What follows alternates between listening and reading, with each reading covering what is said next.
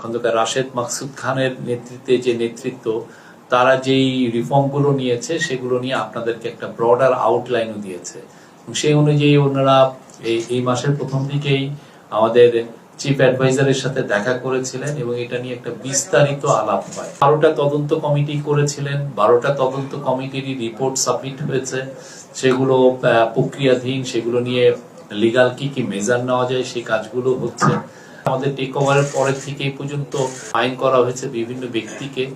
Share মার্কেটের growth চাচ্ছিলেন, সেই গ্রোথটা হয়তো হচ্ছে না। অনেকের মধ্যে হয়তো বা একটু সংশয় আছে যে আমরা কতটুকু ডিপ রিফর্ম শেয়ার মার্কেটে করছি। আমাদের সিকিউরিটি অ্যান্ড এক্সচেঞ্জ কমিশনের যিনি চিফ, উনি এটা নিয়ে আরো হাইলাইট করবেন। আমাদের তরফ থেকে যেটা হচ্ছে যে আমরা চেষ্টা করছি যে বাংলাদেশকে একটা ব্রডার ইকোনমিক এমন একটা প্ল্যাটফর্ম তৈরি করা যেখানে আমাদের বাংলাদেশের ইকোনমি টেক অফ করে।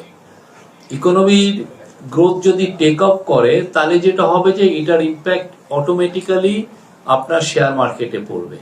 তো এই আলোকে যতগুলো রিফর্ম দরকার ইকোনমির, প্রত্যেকটা রিফর্ম নেওয়া হয়েছে।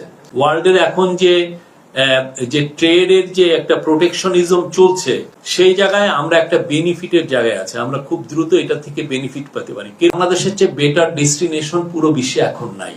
আর ওভারঅল যদি আমাদের ম্যাক্রো ইকোনমি যদি আমাদের ঠিক থাকে, তাহলে আমরা মনে করছি যে বাংলাদেশে এটার ইম্প্যাক্টটা যে ক্যাপিটাল মার্কেটে পড়বে।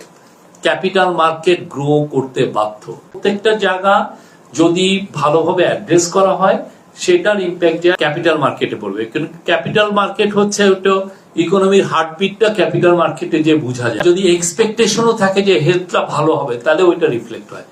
ক্যাপিটাল মার্কেটের যে রিফর্মগুলো যারা করেছেন তারা সবাই গোষ্ঠী স্বার্থর দিকে তাকিয়েছিলেন। ফলে দেখা যাচ্ছে যে যারা বড় বড় এখানে প্লেয়ার, তারা সবসময় বেনিফিটেড হয়েছে। খুব ছোট ট্রেডার যারা, তারা সবসময় বেশিরভাগ সময় বেনিফিটেড হন, ম্যানিপুলেশনের শিকার হয়েছেন। কোন গভর্নমেন্ট ঠিকমতোভাবে এদের এগেইনস্টে কোন অ্যাকশন নিয়েছে? পুরো শেয়ার মার্কেটটা হয়ে গেছে ডাকাতদের আড্ডা। এই ডাকাত গেলে আরেক ডাকাত আসতেছে, যাকে নিয়ে আসতেছে সে আরেকটা ডাকাত। এবং খুব গভীর রিফর্ম করতে হবে।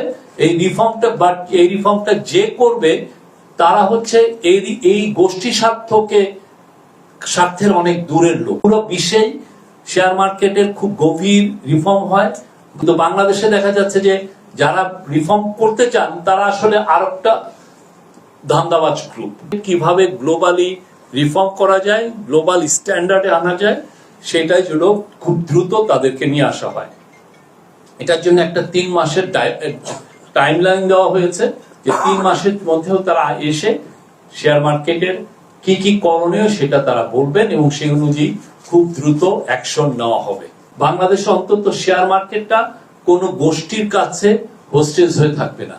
কোনো গোষ্ঠী যেন মনে না করেন যে এখান থেকে আমি আমার মতো করে টাকা বানাবো।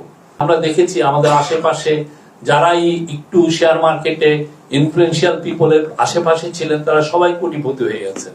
সেই জায়গাটা যাতে না হয়, অর্ডিনারি শেয়ার হোল্ডারের জন্য ইন্টারেস্টটা প্রোটেক্ট হয়, এই জায়গাটা প্রফেসর ইউনূস বারবার এটা এমফাসিস দিয়েছেন। ডিপ রিফর্ম হয় শেয়ার মার্কেটে, আশা করা যায় বাংলাদেশের শেয়ার মার্কেট একটা নতুন উচ্চতায় উঠবে খুব দ্রুত।